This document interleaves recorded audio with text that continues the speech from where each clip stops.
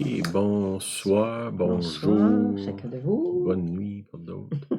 Euh, OK, couple d'annonces, on a réunion de silence samedi le 25 juin. Avril. Euh, avril. Avril? Euh, je me suis trompé sur mon papier. Ça donne pas grand-chose dans mon papier.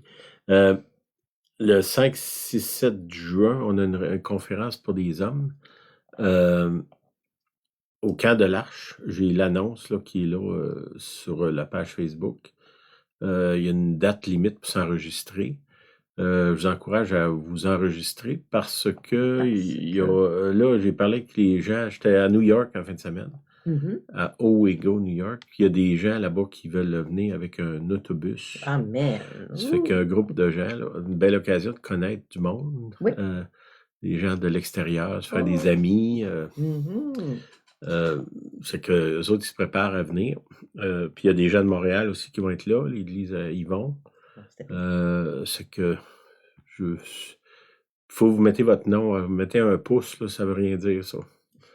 On veut plus que le pouce. C'est On ça. veut. Dites je le veux, ou quelque chose de même. OK, pour la réunion de silence, ben amenez-vous un lunch. On mange ensemble après. On a du bon temps, on prie, puis on apprend à se connaître. C'est bon. C'est bien, bien important. Très, très bon. En fin de semaine, on a eu une réunion de silence, justement, à New York. Puis une des choses qui est sortie, là, plusieurs personnes ont eu la même chose, c'était dans le fond, de se réconcilier les uns avec les autres, là. D'aller vers l'autre. Pas attendre nécessairement que l'autre vienne vers nous, là, mais que nous, on aille vers l'autre.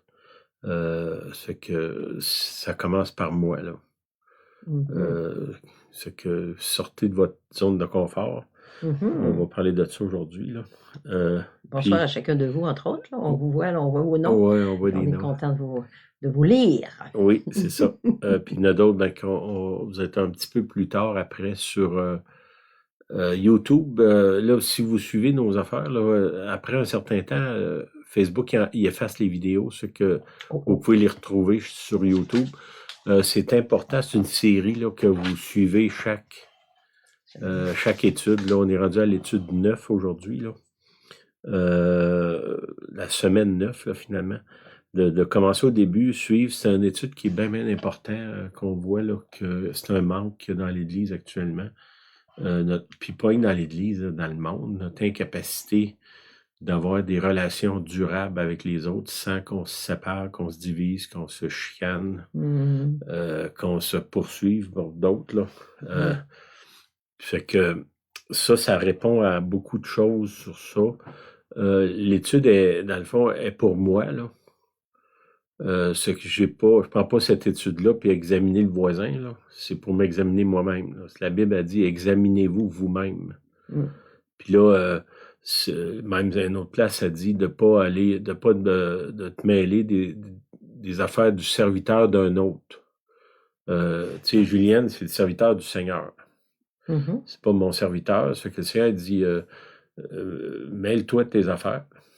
OK? Dans le sens qu'il va pas essayer d'imposer à l'autre ce que toi, tu t'imposes pas à toi-même, là. Je pense qu'on se comprend, là. C'est qu'il faut qu'on s'examine si on veut avancer dans notre capacité d'avoir des relations saines et durables avec les autres. Beaucoup, on le voit, là, actuellement, les gens qui gravitent autour de nous, là, il y a beaucoup de personnes autour de notre âge, là, qui ont pas été des champions au niveau relationnel, là. Nous inclus, là. Fait que il nous reste quelques années à vivre, là. Si on pourrait s'améliorer vers la fin, ça serait bon. Puis si vous êtes plus jeune, ben il y a, comment je dirais, de commencer jeune, vous allez avoir une vie bien plus facile, épanouie, avec plein de bonnes choses. OK?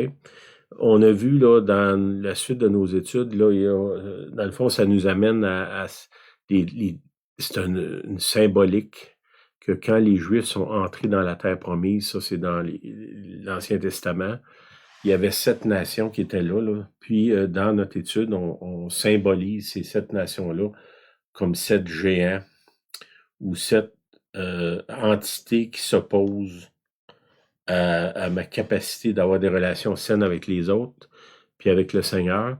C'est pas une entité nécessairement un démon, là. C'est plus quelque chose à l'intérieur de moi qui est tordu, que la plupart du temps, s'il y a des démons, les démons se nourrissent de ça. Mm. Tu sais, si moi je suis colérique, ben le démon va se nourrir de ça, puis il va peut-être m'amener à faire des choses qui sont terribles, là. Mais l'essence de la colère est en moi en partant, là. C'est que même si je chasse les démons, si je règle pas ma colère, le démon va revenir, là. C'est que l'idée de chasser des démons en pensant que ça règle tout, c'est pas vrai, là. Ce que Jésus est venu racheter, c'est la nature humaine. Une vaine manière de vivre. C'est tu sais, ça dit, Christ vous a racheté de la vaine manière de vivre que vous aviez hérité de vos pères. Vos pères, dans le sens de vos ancêtres, on a hérité des façons relationnelles tordues, destructrices. Puis c'est de ça qu'on veut être libéré, là. Finalement, comment on est libéré? Ben, premièrement, on les expose. Fait que cette série d'études-là, là, surtout là, depuis la semaine passée, on pourrait dire que c'est plutôt négatif, là. Mm-hmm. Mais si on n'est pas prêt à s'examiner, les ténèbres qu'il y a à l'intérieur de nous, dit, ben moi, je suis un enfant de lumière, je veux juste voir la lumière. Ben, normalement, la lumière, elle éclaire les ténèbres. On appelle la lumière à venir sur nous, puis éclairer des ténèbres. Puis dans cette étude-là, ben, ça pointe des choses spécifiques où est-ce qu'on est lourdement handicapé là, au niveau relationnel. La semaine passée, on a vu, c'était bien paraître, là. Si vous retournez en arrière, vous allez le voir, là. La semaine dernière, c'est la semaine 8 dans notre étude. Cette semaine, on va voir se sentir bien. OK? Se sentir bien, comme je vous dis, c'est quelque chose qui est là. C'est un désir qui est en moi je veux me sentir bien. Je veux pas souffrir, je veux pas être contrarié, je veux pas Confortable. je veux être confortable. OK? Se sentir bien implique d'éviter la douleur et l'inconfort à n'importe quel prix. Bon, vous comprenez que si je suis dans cette attitude-là, c'est impossible d'avoir des relations avec les autres. Mm-hmm. Parce que n'importe qui m'approche, il y a un danger de douleur puis d'inconfort. Puis plus que la relation est solide, qui est forte, puis qui est à long terme, plus que la personne là a accès pour me faire souffrir. Hein? Je pourrais dire que moi, je suis la personne qui a le plus de potentiel à faire souffrir Julienne que toutes les autres personnes qu'elle connaît. Mm. Pourquoi? Ben parce que c'est moi qui passe le plus de temps avec elle. C'est moi qui connais les boutons qui peuvent la provoquer. Puis si moi, j'apprends pas à me contrôler, on va dire, là, ou à contrôler mes émotions, ben c'est sûr que je vais endommager la relation qu'on a ensemble. Mm. Cela dit, c'est certain que n'importe quelle relation va nous endommager, puis on va endommager l'autre. D'arriver de dire, ben, on va arriver à une place dans notre vie où il y aura zéro contrainte, ça se peut pas.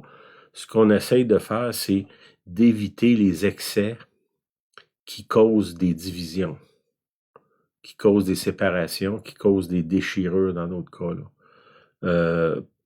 Puis ben, dans ça, il faut que moi, tu sais, si je regarde bien me sentir, ben, il faut que je comprenne que les gens qui s'approchent de moi, eux aussi veulent se sentir bien. Fait que si moi, je les provoque inutilement, ou je suis méchant avec eux en disant, ben moi, je suis comme ça, t'as juste à m'accepter de même, Mm-hmm. ben, dans le fond, en partant, j'éloigne l'autre, puis je le blesse. Mm. Puis ça, c'est contraire à l'Évangile. C'est contraire à l'esprit de l'Évangile, à l'esprit de Dieu même. Si vous lisez 1 Corinthiens 13, là, qu'on lit durant les mariages, là, mais on devrait lire ça à tous les jours, là, parce que ça Mm-hmm. ne s'applique pas juste à un mariage. Tu sais, ça parle là, de pardonne tout, espère tout, excuse tout. Là, là, il y a quelque chose dans ça là, qui, comme je vous dis, là, il y a deux côtés. Un côté, je veux prendre le risque de m'approcher des autres en sachant que c'est presque ceux qui vont m'écorcher.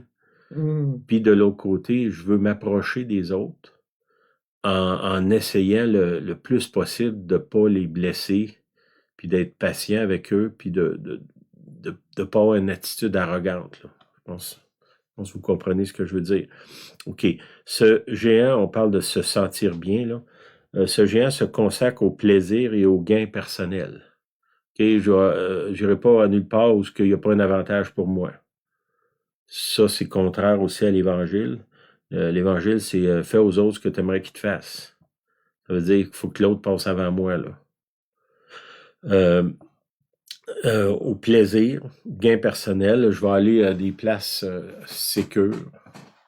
Je vais me tenir dans la marge, en arrière de la salle. Je vais m'en aller avant que ça devienne trop personnel. Je vais éviter des gens qui risquent, qui sont, on va les appeler dangereux, là. Dans ça, on est nourri par nos sens.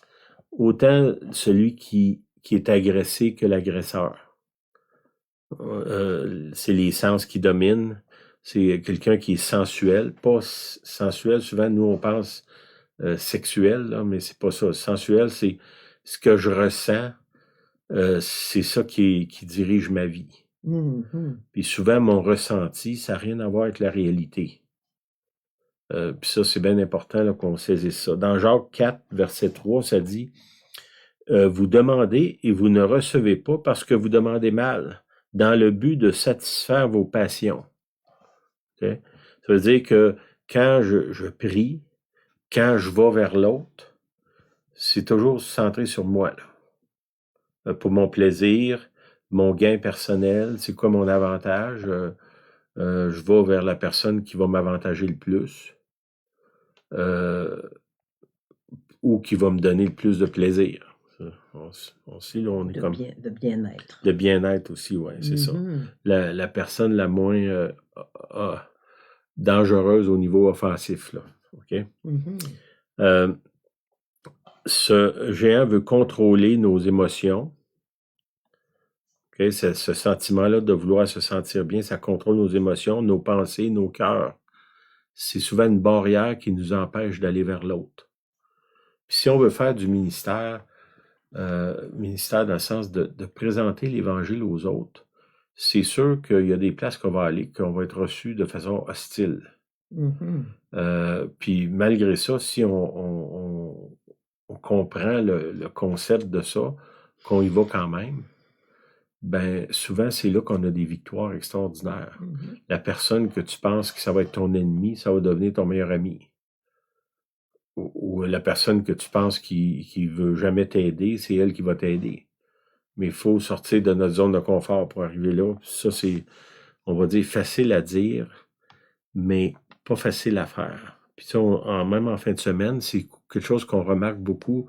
Moi et Julienne, on va facilement vers les autres, même quand ils sont très différents. Je sais pas pourquoi, là. Je peux pas. Ça fait longtemps qu'on est comme ça, là. Puis on était avec un groupe de gens, puis c'est quelque chose qu'on remarque toujours là, partout où est-ce qu'on va. Il y a beaucoup de gens qui vont pas vers l'autre, qui restent à l'écart, ou qui restent toujours dans le même cercle, qui se mêlent pas. S'il y a des nouveaux, ils n'iront pas les voir. Ça, c'est quelque chose qu'on doit s'ouvrir, puis aller vers l'autre. Puis, comment je dirais, souvent, aller vers l'autre, c'est un... C'est risque.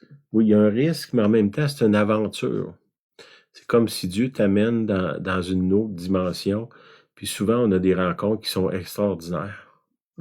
Mais pour arriver là, ben, il faut que moi, je sorte de ma zone de confort, là.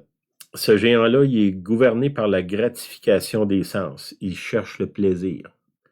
Okay? Quand je dis le plaisir, ça ne veut pas dire faire la fête nécessairement. Ça peut être simplement de ne pas être dans l'inconfort. Okay? Il est derrière une société qui, entraînée vers des dépendances et des comportements compulsifs, nous affecte tous. Bon, vous savez là, que je prends les drogues, l'alcool, aujourd'hui il y a le téléphone, la pornographie, le sexe Ouais, tout à fait. déréglé, là, on va dire, c'est ça, on va appeler ça de même, dans le fond. Puis là, ce qui se passe, c'est que ces choses-là ont toujours existé, mais là, c'est rendu presque général. Qu'est-ce que ça fait? C'est que si tout le monde cherche son plaisir, ben personne veut donner vraiment, là. C'est contraire à l'Évangile. Ça fait qu'on avait eu une étude il y a quelques années, puis c'était l'histoire de 2 puces qui cherchent un chien pour, on va dire, il sucer le sang. Se nourrir. Puis finalement, il se retrouve qu'il y a juste 2 puces, il n'y a pas de chien, là. Fait que, puis les puces, ça n'a pas de sang par eux-mêmes, là. Fait que finalement, à force de vouloir se siphonner l'un l'autre, ils crèvent les deux, là. Ça fait que c'était un peu, ça avait rapport justement à ce concept-là là, de pauvreté des relations. En psychologie, on utilise le mot hédoniste. C'est un mot là, qui est sorti. Quelqu'un qui recherche du plaisir et de la satisfaction, puis qui se préoccupe pas de l'avenir. Ça veut dire, je veux mon plaisir là, aujourd'hui, même si c'est pour détruire mon futur. On voit ça beaucoup dans les dépendances. Les gens qui sont pris dans les dépendances, c'est rare qu'ils bâtissent un beau futur. D'habitude, comment je dirais, c'est un chemin vers la destruction. À moyen terme, puis à long terme, certainement. Tous ceux qui ont été contrôlés par des abus comprennent l'autorité et la puissance de se sentir bien.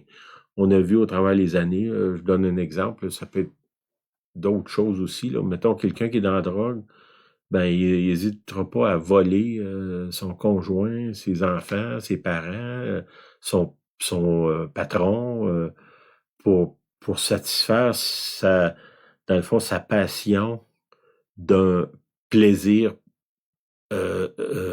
Destructeur. d'un plaisir éphémère. On va appeler ça de même. Là. Puis ça devient comme obsessif. Puis on voit là, que c'est tellement puissant que. Puis il y a des choses qui sont, on pourrait dire, moins graves. Ben moins graves, en tout cas, moins destructeurs. Quelqu'un qui fume. La cigarette. À quel point c'est difficile d'arrêter. Tu sais, c'est pas bon. On va dire c'est légal, puis tout ça, là. Puis, tu sais, on peut certainement arriver à la conclusion que la cigarette, c'est absolument inutile, puis destructeur aussi au niveau de la santé, là. Mais à quel point c'est compliqué d'arrêter. Puis c'est une chose absolument inutile. On voit l'emprise de ça, le sentiment quand les gens qui fument, souvent, ils ont comme, quand ils sont stressés, ils fument une cigarette. C'est leur gestion des émotions, finalement. Puis, comment ils sont esclaves de ça? Puis, tu sais, on va dire, comme je vous dis, c'est légal, là, puis tout ça, là, puis, mais on voit l'emprise que ça a. Puis ça, c'est juste une chose. Les drogues, c'est encore plus. La boisson, c'est plus. La sexualité dépravée, c'est la même chose. Puis, on voit là, que toutes ces choses-là, ce que ça fait, c'est ça nous éloigne les uns des autres. Puis, ça détruit nos relations. Puis il y a des relations qui sont très importantes, là, un couple, la famille, les enfants, les parents, des gens avec qui on travaille, qu'on passe des journées entières. Ben, si je travaille dans un endroit, j'aime pas ça être dans un environnement empoisonné, on va dire. Là. Puis non plus, je veux pas, comment je dirais, la dernière chose que je veux dans ma journée, c'est de rentrer chez nous à cause de l'environnement qu'il y a là. Là, on voit la destruction qu'il y a derrière ça. Là. Puis, le Seigneur, il veut pas ça. Il veut qu'on ait un plaisir à se voir, à se rencontrer, à travailler ensemble. Puis, ça veut pas dire que, comment je dirais, mon plaisir, c'est de la facilité. Des fois, ça n'a rien à voir. C'est mon plaisir, ça peut être de persévérer dans une relation difficile, puis avoir des moments extraordinaires, puis d'autres moments très difficiles. Puis souvent, c'est comme une genre de valse, tu te promènes d'un à l'autre. Il y a des journées que c'est tough, difficile. Puis d'autres journées, ben, tu te dis, ben, je suis bien content que cet ami-là, ou ce conjoint-là, ou cet enfant-là, ou ce parent-là, il est là. Puis la journée avant, on pourrait dire tu l'aurais vendu à l'encan, là.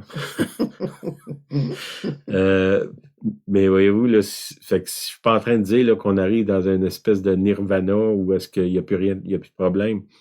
C'est de comprendre les limites, puis de pas, dans un moment de colère, détruire quelque chose qui peut durer à long terme. Ça veut dire que si, je sais pas, mettons, moi et Julienne, une journée, là, moi, je suis pas dans mon meilleur. Bon, ben, puis que, je sais pas, je suis bête ou je suis, c'est ça, bête. Désagréable. Ouais, désagréable, c'est plus français, là. Là, Julienne, elle doit comme apprendre à gérer ça, moi aussi.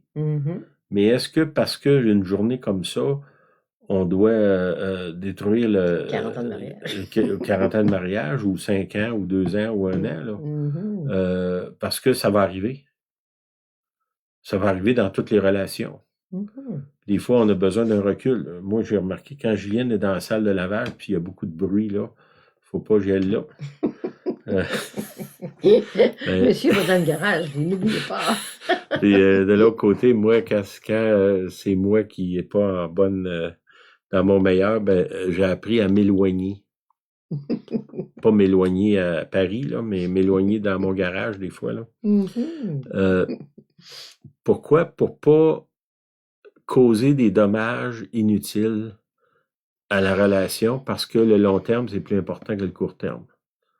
Fait que mon émotion du moment, je peux pas prendre des décisions à long terme là-dessus. Je sais pas si ça parle, là, mais en tout cas, moi, ça me parle. Tous ceux qui ont été contrôlés par des abus comprennent l'autorité et la puissance de se sentir bien. OK?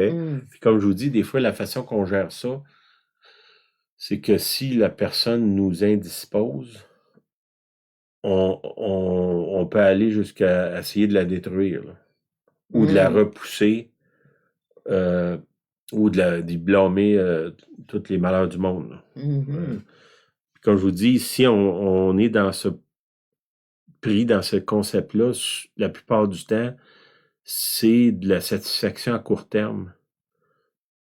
Puis à combien de fois on a détruit des relations à long terme à cause d'un moment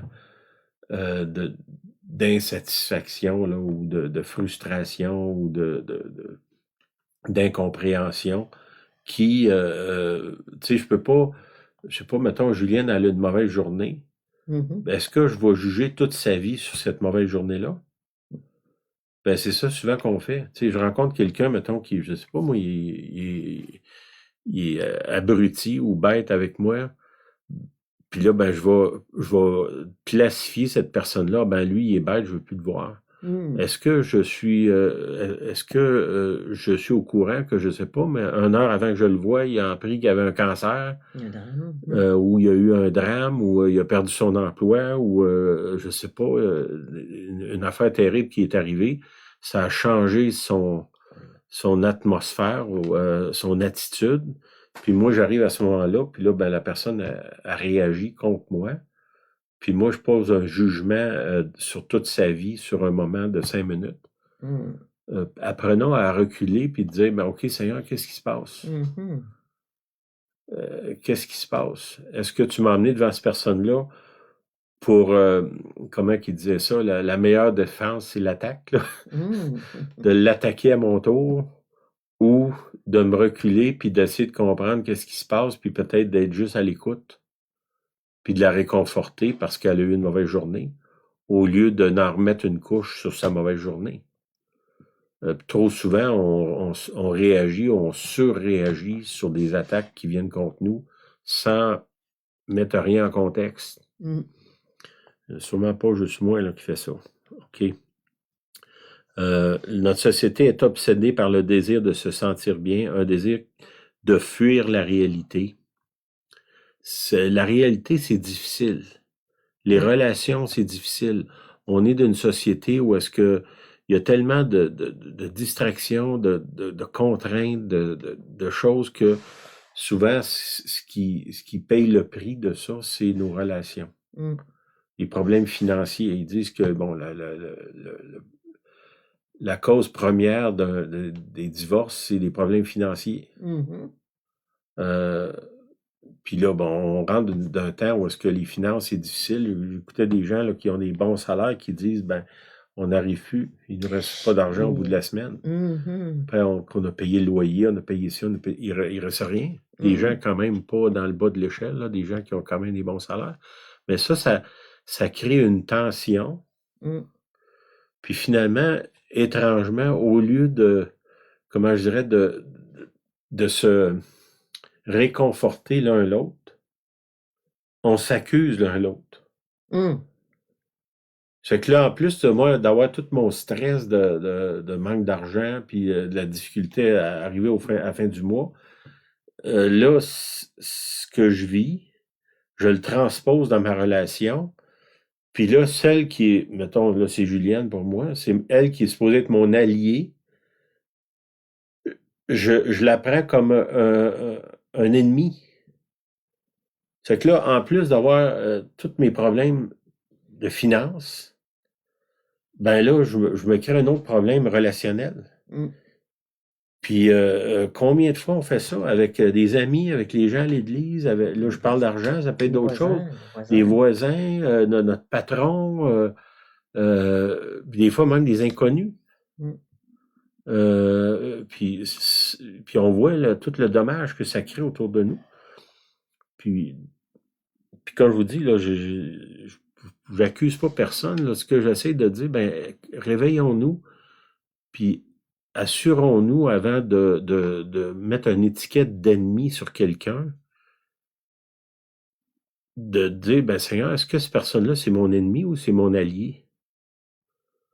Ben souvent, c'est mon allié que moi, je transforme en ennemi. Parce que, ben, un peu à cause de ça, j'aime pas ça souffrir. Puis quand je souffre, ben, je cherche un bouc émissaire.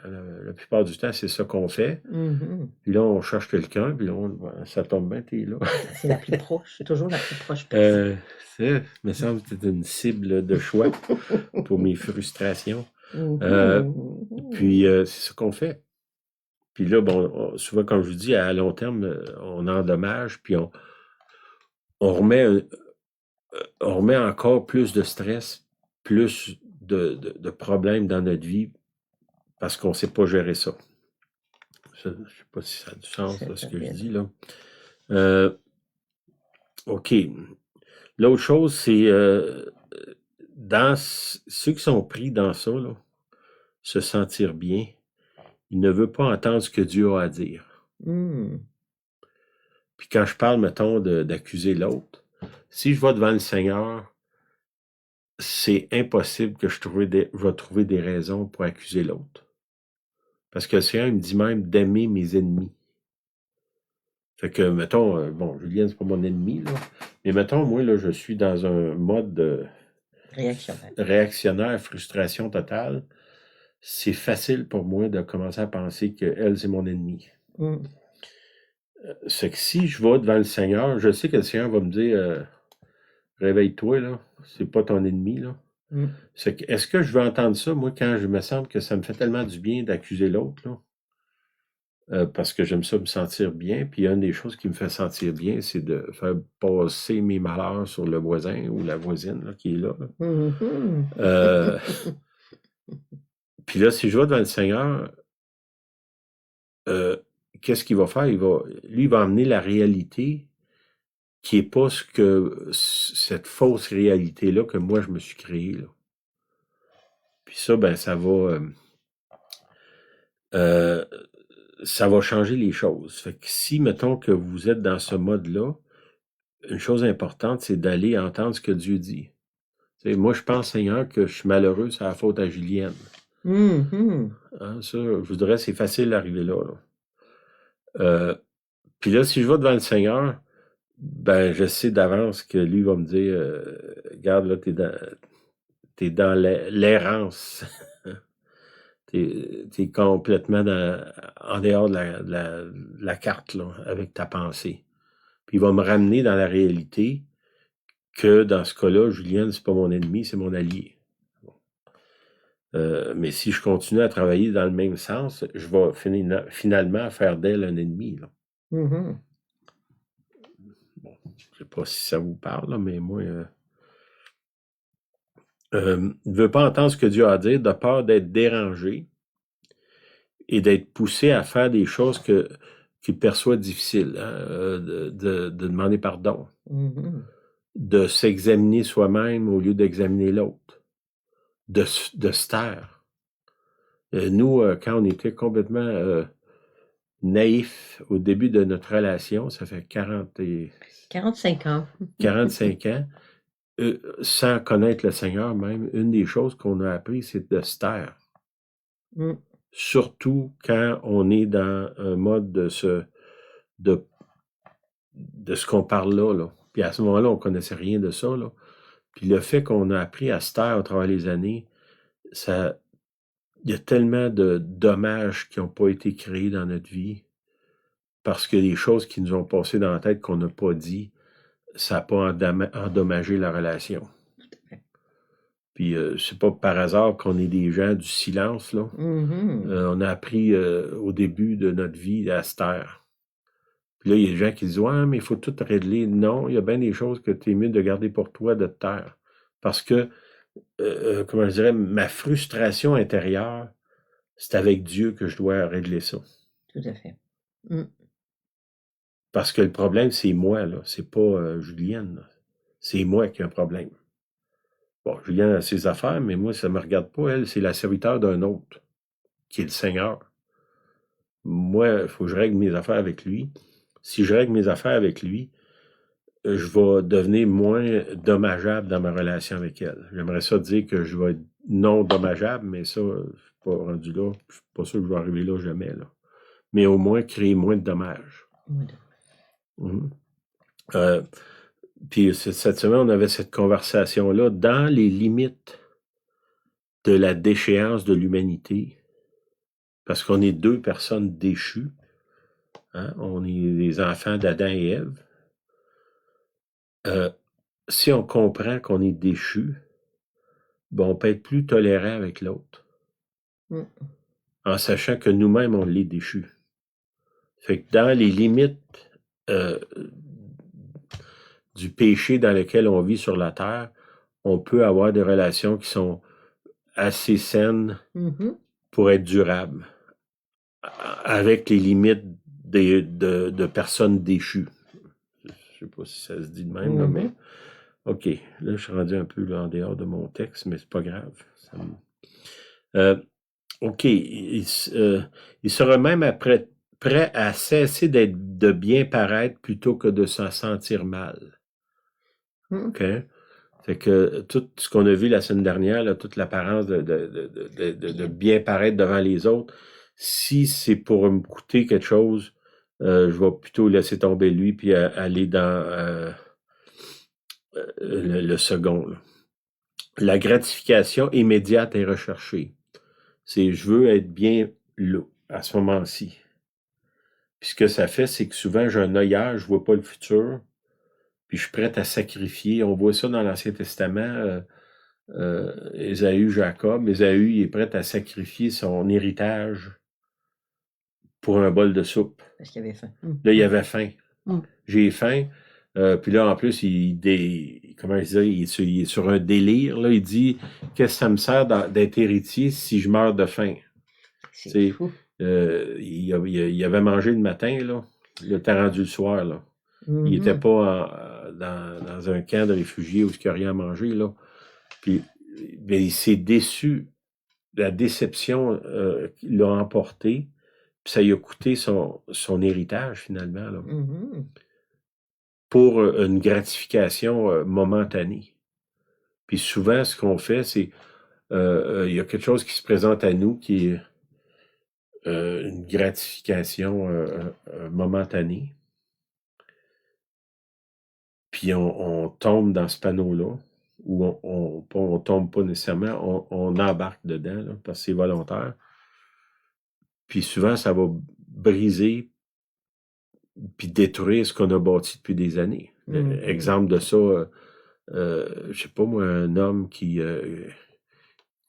marié, qui tombe avec une autre femme Pour une soirée. pour une soirée. Puis là, à cause de ça, il détruit des années de mariage, financiers, d'amitié, on le voit, on voit ça souvent, ou je sais pas, moi, je sais que, je sais pas, je prends de la boisson, puis je me fais arrêter, je perds mon permis de conduire, puis je suis un camionneur, chauffeur de camion. Ouf. Qu'est-ce qui arrive? Tu sais, j'ai un moment de gratification très court, puis j'embarque dans ça, puis finalement, ça détruit des années là, plus tard. Je n'ai pas besoin d'aller plus loin dans ça, là, vous comprenez. C'est ça, gratification immédiate à rechercher. Le problème est qu'il semble pas avoir assez de sexe, de drogue, d'alcool, d'attention pour assouvir ce désir-là. Si je vis dans la gratification instantanée ou présente là, aujourd'hui, puis je pense pas au passé, je pense pas à l'avenir, à un moment donné, j'arrive toujours à une place qui me manque quelque chose, il me manque quelque chose, il me manque quelque chose. Puis là, je vais de plus en plus loin dans quelle que soit ma dépendance. Je vais aller jusqu'à m'auto-détruire. Là. On le voit autour de nous constamment, ça. OK. Ce style de vie-là prend une forme de spirale descendante. Là. Plus qu'on s'engage dans ça, plus que les gens s'éloignent. Plus qu'ils s'éloignent, plus qu'on descend. C'est une spirale descendante. Là. Je pense qu'on peut comprendre ça. La réalité est que Dieu ne nous a pas créés pour qu'on se sente toujours bien. Okay? Les conflits, les oppositions sont nécessaires à notre développement. Il y a, on fait courir des œufs. Puis souvent, on voit le poussin qui essaye de sortir de l'œuf, puis ça a tellement l'air difficile. Puis là, ce qu'on fait, on est porté à l'aider. Puis c'est presque instantané. Quand tu aides le poussin à sortir de son œuf, ce poussin-là va mourir. Il a besoin comment je dirais, de tous les conflits, de l'opposition, les efforts de sortir de sa coquille. C'est essentiel à sa survie et à son développement. Puis si on intervient pour essayer de l'empêcher de souffrir, si on peut dire, là, souvent, ça cause sa mort. Puis souvent, les gens qui évitent les conflits, la souffrance, l'opposition, il y a une mort qui est là. C'est peut-être pas une mort physique, c'est une mort relationnelle. Si je suis pas prête à souffrir, comment je peux rentrer en relation avec Julienne? C'est impossible. Si je ne suis pas prête à souffrir, comment je peux faire pour aller à l'église? C'est impossible. Je ne peux pas aller au travail non plus. Puis je vais passer ma vie à me sauver d'une personne ou d'une organisation à l'autre. Parce que je ne veux pas souffrir. Puis si je souffre, tu sais, ça dit, Paul il dit à Timothée, souffre avec moi comme un bon soldat de Jésus-Christ. Quand on a souffert ensemble, il y a un lien qui se construit, là. Je parlais avec mon ami Fred Over, est allé à la guerre du Vietnam. Puis lui, il disait, il appelait ça des foxholes, il se creusait des tranchées pour se cacher.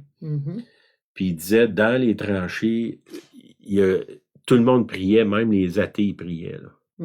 Il y avait un lien qui se créait entre ces hommes-là, que souvent, quand ils sont sortis de l'armée, ils n'ont jamais retrouvé le niveau d'amitié, puis d'intimité, puis de dépendance qu'il y avait dans les tranchées, finalement.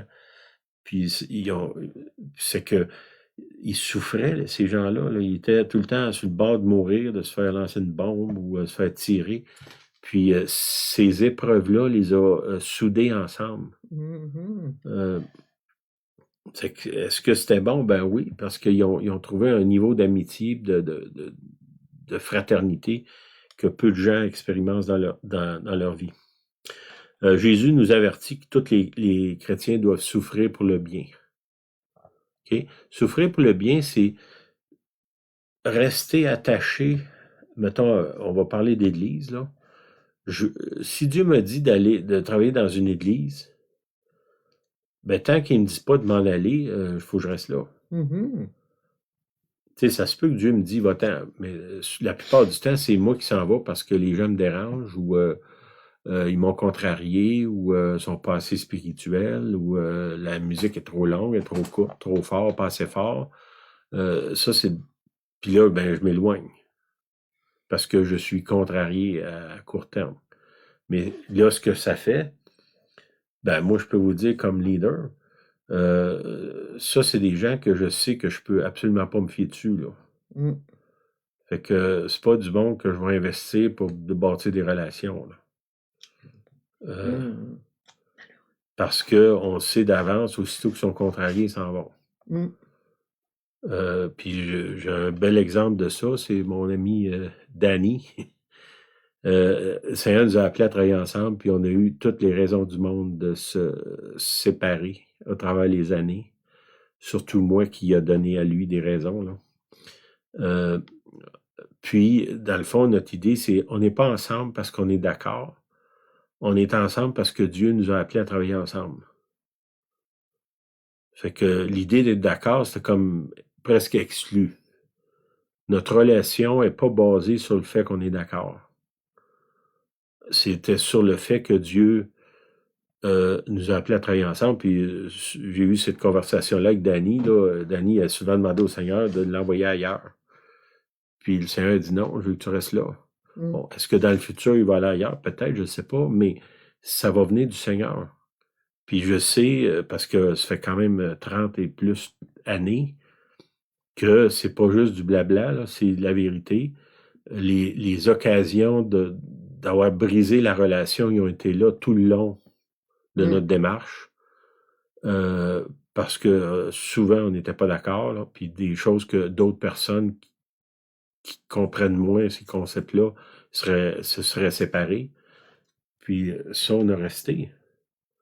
Fait que c'est la même chose dans les relations. Dieu m'appelle à travailler avec quelqu'un, pas parce que je suis d'accord avec lui, puis qu'il est aimable, puis que ça va bien, là. Bon, Seigneur, tu m'as dit de travailler avec lui. Mhm. Ben, je ne remettrai pas en question. Ça, tu sais, au début de notre mariage, une des choses qu'on a dit, c'est tout est négociable sauf mon départ. Mhm. Mhm. On avait dit ça, puis on ne connaissait rien dans ce temps-là. On était Mhm. naïf, pour Naïf. pas dire stupide, là, mais ça, c'est important. Si vous voulez avoir des relations qui durent, on était avec des amis à New York qu'on a connus, ça fait 30 et quelques années. 30 quelques années. Oui. Il y a un lien d'amitié qui est là, qui est extraordinaire. Des gens qu'on ne voit pas si souvent que ça. Mais il y a un lien qui est là. Pourquoi? Parce qu'on a investi dans eux à travers les années, ils ont investi dans nous. Quand ça allait bien, on était là. Quand ça allait mal, on était là. De l'autre côté aussi, là. C'est qu'on met pas, c'est pas une relation de surface de dire, ben, je suis avec toi parce qu'il y a un avantage pour moi. Puis oui, il y a des avantages d'être avec quelqu'un, mais qu'est-ce qui se passe quand il n'y a plus d'avantages? On est d'accord. On est encore là. Mhm. On est encore là. Puis comment tu le sais? Où est-ce que tu investis ton temps, ton énergie, ton argent? C'est là qu'est ton cœur. C'est là qu'est ton cœur. Mhm. Bon, là, je m'écarte. Euh, OK. J'ai besoin de savoir que je suis accompagné. OK? Dans l'Épître aux Hébreux, ça dit, Dieu lui-même dit, je ne te délaisserai point, je t'abandonnerai point. Pour pouvoir rester ou me débarrasser de ce désir-là de me sentir bien, il faut que j'aie quelque chose qui est plus grand que moi, qui me sécurise. Mm. Ma sécurité, c'est le Seigneur. C'est que je peux aller vers des gens qui sont agressants, qui sont difficiles, qui sont extrêmement demandants, parce que ma sécurité, c'est dans le Seigneur. Puis si on cherche la sécurité dans une personne ou une organisation, ben c'est sûr qu'on va être déçu, là. Mhm. Ça veut dire qu'en relation, je sais que Julienne va me décevoir. Mhm. Puis qu'elle, en tout cas, je pense qu'elle sait que je vais la décevoir. Mais notre relation n'est pas basée sur le fait que je m'attends que tu vas me décevoir. Non. C'est basé sur Dieu nous a appelés ensemble, puis ça, le reste, Dieu va s'en occuper. Il s'occupe de moi, puis il s'occupe d'elle. Puis il y a des choses que, oui, on peut régler, là, mais moi, je vais vous dire, de plus que j'avance dans ma foi, là, plus que je me rends compte que les humains sont absolument incompétents et incapables. C'est pas pour rien que Jésus il dit « Sans moi, vous pouvez rien faire. » Puis de l'autre côté, avec lui, on peut tout faire. Amen. Fait que si je me tourne vers lui, ben là, il me rend capable. C'est ça que Jésus dit quand il envoie le Saint-Esprit. Il dit, lui, il va vous rendre capable.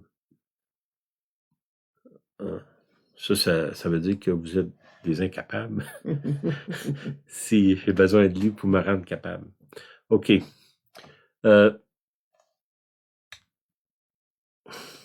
Seigneur dit en Hébreux 13, Dieu lui dit, je ne te délaisserai point, je ne t'abandonnerai point. Ça, c'est ma sécurité. Fait que je suis en sécurité avec Dieu, donc je peux affronter à peu près n'importe qui. Pas dans le sens d'affronter, d'attaquer, là, mais je peux me présenter devant n'importe qui parce que ma sécurité, c'est le Seigneur. Dans Matthieu 5, là, il dit « Heureux ceux qui sont persécutés pour la justice. Heureux serez-vous lorsqu'on vous outragera. » Matthieu 5, 10 et 12. Qu'on vous persécutera, qu'on dira de faussement de toutes sortes de choses contre vous. À cause de moi, réjouissez-vous, soyez dans l'allégresse, parce que votre récompense sera grande dans les cieux. Ben là, il nous dit presque d'être des imbéciles. Là. Mm-hmm. C'est quoi ce bonheur-là qui fait que je suis heureux même quand ça va mal? Mm-hmm. C'est que il y a quelque chose de plus grand que moi qui est là à l'intérieur de moi, qui ne dépend pas des circonstances, parce que c'est plus grand que mes circonstances. C'est la présence de Dieu qui est là. Et c'est impératif que je sache que je suis accompagné dans tout ce que je vis. Dans les choses extraordinaires, il vous arrive une chose extraordinaire, ça vient du Seigneur. Il vous arrive une épreuve, Dieu le permet. Quand c'est pas lui qui l'amène. Hein? Tu sais, l'idée là, que si tu es un bon chrétien, tu n'auras jamais de contraintes, c'est anti-biblique. Prenez l'exemple de Jésus. Hein? On peut dire qu'il y a eu quelques contraintes dans sa vie. Là. Puis lui, c'est notre modèle. Dans l'Apocalypse, il y a un ange qui vient vers lui et il dit « Je suis ton compagnon de service. » C'est pas merveilleux, ça? Et un ange qui dit « Ben, je t'ai assigné pour t'aider. Là. Si j'ai un ange pour m'aider, il faut que j'arrête d'être autosuffisant ou de vivre dans la peur. Là. OK. La peur de souffrir va s'estomper quand je vais faire confiance au Seigneur, qu'il est là avec moi à chaque jour. Ça, c'est ce qu'il m'a promis. Puis il est là dans le meilleur, dans le pire. Il est là. Puis ça, il faut que je fasse confiance que si ça va mal, je donnais un témoignage hier que j'ai entendu de la bouche même du monsieur. Le monsieur il tombe malade, il a un cancer. Il se retrouve à l'hôpital. C'est lui-même qui m'a dit ça. Il se retrouve à l'hôpital, puis là, Seigneur, pourquoi tu me guéris pas? Puis là, il se plaint, puis il se plaint, là, comme on fait trop souvent. Là. Puis à un moment donné, il arrête de se plaindre, puis là, il demande au Seigneur, mais Seigneur, qu'est-ce qui se passe? Ça a pris quelques jours, là, mais... Puis là, finalement, il se rend compte qu'il y a un gars dans le lit à côté de lui, qui a lui aussi le cancer mourant. Puis c'est Jerry Boulet, si vous connaissez, c'est un chanteur là, connu au Québec. Puis là, le Seigneur, il dit, ben, je t'ai emmené ici pour lui. Parce que lui, il a besoin d'être sauvé. Puis là, ben, il est pris d'un lit d'hôpital, puis c'est toi qui es mon missionnaire, on va dire. Là. Puis là, bon, quand il a arrêté de se plaindre, qu'il a demandé au Seigneur qu'est-ce qui se passe, là, il était apitoyé sur sa souffrance à lui. Hein? Puis là, on ne veut pas souffrir. il témoigne à monsieur à côté de lui. Le monsieur donne sa vie au Seigneur. Puis là, finalement, ce monsieur-là, l'autre, Jerry Boulet, il meurt. Mais il meurt dans le Seigneur. Il a connu le Seigneur. Lui, il a présenté. Puis lui, là, après ça, le Seigneur l'a guéri, puis il est ressorti de l'hôpital. C'est lui-même qui m'a conté cette histoire-là. J'ai pas de raison de ne pas croire ce qu'il me dit, là. Mais juste pour vous dire là, que des fois, ça va mal. Au lieu d'accuser votre voisin, puis votre conjoint, puis vos enfants, vos parents, puis tout le monde autour, demandez au Seigneur qu'est-ce qui se passe. Vous allez souvent, la plupart du temps, vous allez vous rendre compte que soit que Dieu veut vous révéler quelque chose qui doit changer dans votre vie, ou qui vous amène en mission à quelque part qui n'est pas facile. Comme mon monsieur, le témoignage vient de vous conter, on pourrait en raconter toutes sortes d'autres, là. OK. Matthieu 28, 20. Et voici, je suis avec vous tous les jours jusqu'à la fin du monde. Jésus est là. Que je souffre pas, il est là avec moi. De connaître, dans le fond, là, on revient à l'idée des géants, de connaître la stratégie de ce géant-là, de me faire vivre dans l'hédonisme, où la seule chose que je veux pas souffrir, je veux pas être contrarié, je veux... ça, c'est un piège, comme je vous dis, parce que ce piège-là va faire que j'aurai jamais de relation sérieuse avec personne. Parce que n'importe quelle relation sérieuse qu'on a, il va y avoir de la souffrance, il va y avoir de l'incompréhension, il va y avoir des conflits, il va y avoir des moments difficiles. C'est impossible que ça n'arrive pas, là. Parce que si je m'exclus de ça, ben je m'exclus. Je vis sur une île, là, un naufragé. Il n'y a personne, là, finalement. Je suis comme les gens dans le métro. Le métro, il y a plein de monde, mais tout le monde est seul. Ça veut dire que je ne suis pas obligé d'être sur une île déserte pour être seul. Je peux être dans le métro, là, ou dans un autobus ou dans un train. C'est bondé de gens. Puis tout le monde est là, ou la plupart se sentent seuls. Ça, c'est, on le voit, là. OK. De reconnaître c'est quoi la stratégie, puis comment le combattre, ben sortez de votre zone de confort, allez vers les autres. Attendez pas, c'est aux autres à venir. Ben non, ça commence par toi. Va vers les autres. Invite quelqu'un. Puis comme je vous dis, allez pas vers les autres pour les agresser, là. Allez vers les autres pour les aider. Qu'est-ce que je peux faire pour que toi, tu te sentes bien? Qu'est-ce que je peux faire pour améliorer ton sort? Qu'est-ce que je peux faire pour que tu aies une belle journée? C'est quoi que je peux faire pour aller aider l'autre? Puis d'aller, il y a votre petit cercle là, fermé, sortez de là, allez vers quelqu'un d'autre. Faites attention d'aller vers l'autre. Ici, j'avais dit, ces géants se consacrent au plaisir personnel et au gain personnel. Un des affaires là, qui peut briser ça, c'est d'aller vers quelqu'un que tu sais qui peut rien t'apporter. Fait que là, je sais mon cœur, j'ai checké mon cœur, là. Souvent, on va vers quelqu'un qui va nous apporter quelque chose. Là, je cherche quelqu'un là, qui n'a pas les moyens de me redonner ce que je vais lui donner. Je parle pas de finances, là, ça peut être de l'amour, de l'affection, de l'écoute, quoi que ce soit. Faites ça, sortez, sautez dans le parachute, là. De l'avion, sautez de l'avion.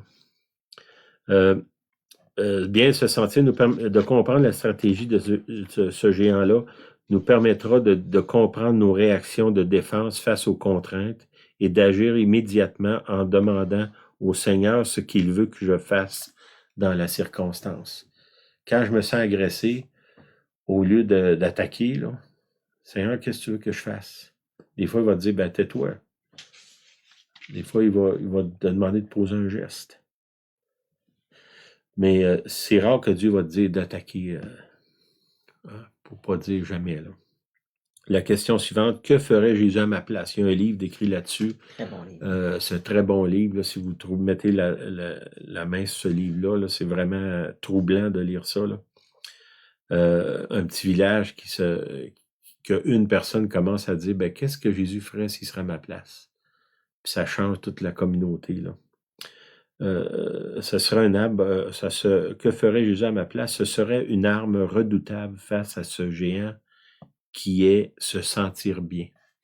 Je veux vous laisser là-dessus. Seigneur, je te prie qu'on s'examine, que tu nous aides à sortir de notre zone de confort, que tu nous aides à persévérer dans les relations, de ne pas laisser des contraintes nous séparer les uns des autres, mais qu'on soit des gens qui sont reconnus, fiables en relation. Au nom de Jésus, je prie. Amen. Amen, T'avais-tu quelque amen. chose, Philippe? Mais il y a juste un petit point quand on dit, Sylvain l'a mentionné, être à l'écoute, c'est l'importance d'être à l'écoute. Donc, il faut être à l'écoute de nos intérieurs, je dirais, nos pensées qui ont besoin d'être renouvelées. Je renouvelle mes pensées à chaque matin, là. Mais être à l'écoute, c'est premièrement être conscient de ce qui se passe à l'intérieur. Quelqu'un me parle, quelqu'un propose quelque chose. Quelle est ma réaction intérieure? Peut-être mon visage va changer parfois, là, mais j'ai pas de parole encore. Est-ce que vous êtes vraiment à l'écoute de vos intérieurs? D'où l'importance du silence que l'on fait d'ailleurs une fois par mois. Parce que je me souviens d'avoir lu que quand on se sent offensé, c'est que Dieu révèle mon cœur à moi. Quelqu'un va dire quelque chose, je me sens offensé. Donc, c'est un point que je dois absolument comprendre que c'est Dieu qui révèle mon cœur. Et je vais avec l'offense devant Dieu. Souvent, on va trop rapidement répondre, alors que si je me sens offensée, je prends un petit écart, j'ai de la retenue, et je vais devant Dieu avec ça, pour éviter les dommages, comme Sylvain dit d'ailleurs. Amen. Amen. Ben, merci d'être là. Bonne semaine. Bonne semaine à chacune. Beaucoup de choses à réfléchir, puis à parler, à aller devant le Seigneur avec ça. Beaucoup de réflexion. Bonne semaine. Bonne semaine. Bye bye. Je te traîne.